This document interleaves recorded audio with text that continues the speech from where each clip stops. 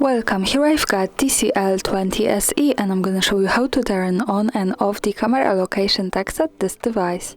So at first we have to tap on the camera button to open it, and for now we are in auto photo mode. From here let's go to the left corner. When we pick this button we can open the advanced camera settings. Now let's slide a little bit down to the general category, and here we can see the save location option. So by using the button from the right we can easily turn it off and turn it on as we need, and this option allows us to save the information about the place where we take a picture in the details about it.